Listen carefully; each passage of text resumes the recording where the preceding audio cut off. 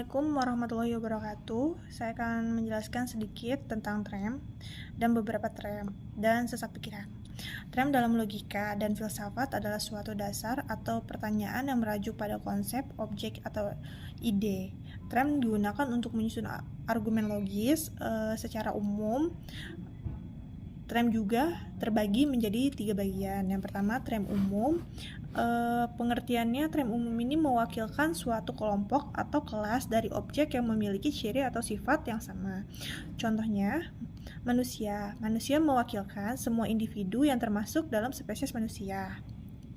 Penjelasannya, tram ini tidak merujuk pada individu tertentu ya, melainkan keseluruhan kelompok atau sejenisnya. Dan yang kedua, tram khusus. Tram khusus ini tram yang merujuk pada sebagian dari suatu kelompok atau kelas tertentu. Contohnya, beberapa siswa menunjukkan sebagian dari kelompok siswa. Penjelasannya, tram ini menunjukkan bahwa pertanyaan tidak mencakup seluruh elemen dalam kelompok, melainkan hanya sebagian saja. Yang ketiga, tram individu. Tram yang menunjukkan pada suatu objek atau individu tertentu secara signifikan. Contohnya, Presiden Soekarno mengacu pada satu individu, yaitu Presiden pertama di Indonesia. Penjelasannya, tram ini bersifat khusus dan tidak bisa digeneralisasi. Ia hanya berlaku untuk satu entitas tertentu. Yang kedua yaitu sesat pikiran. Di sini adalah sesat pikiran dalam penalaran atau logika yang tampaknya masuk akal tetapi sebenarnya cacat secara logis. Sesat pikiran dapat menjadi secara sengaja, membujuk atau memanipulasi, atau tidak sengaja. Karena kurangnya pemahaman logika, ini sering muncul dalam perdebatan, opini publik, bahkan berita. Contohnya, penyerangan secara pribadi. Alih-alih menyerang argumen lawan, orang justru menyerang karakter atau latar belakang seseorang.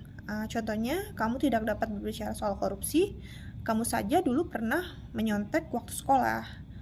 Korupsi tidak bisa valid, pembicaraan punya masa lalu yang buruk. Yang kedua yaitu straw man, membuat versi lemah atau menyimpangkan argumen lawan mudah diserang. Contohnya, saya pikir kita harus mengatur ulang sistem pendidikan. Jadi kamu mau menghapus semua sekolah dan membuat anak-anak jadi bodoh. Dan yang ketiga, slippery slope. Penjelasannya, mengapa satu langkah kecil akan menyebabkan rangkaian kejadian ekstrim tanpa bukti yang kuat. Contohnya, kalau kita izinkan siswa memakai ponsel di sekolah, nanti mereka tidak belajar, lalu gagal ujian, dan akhirnya tidak punya masa depan. Bagaimana agar terhindar dari sesat pikiran? Pelajaran dasarnya yaitu logika formal dan informal, memahami silogisme, proposisi, dan jenis sesat pikiran dapat membantu mengenali pola kesalahan pikiran. Evaluasi argumen secara objektif, fokus pada isi argumen, bukan pada siapa yang menyampaikan. Hindari emosi yang berlebihan saat berargumen. Sesat pikiran sering muncul ketika dipenuhi emosi. Bersikap tenang dan antilitis akan membantu berpikiran jernih.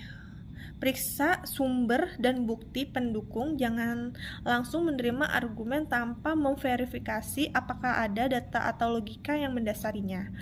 Sekian dari saya. Wassalamualaikum warahmatullahi wabarakatuh.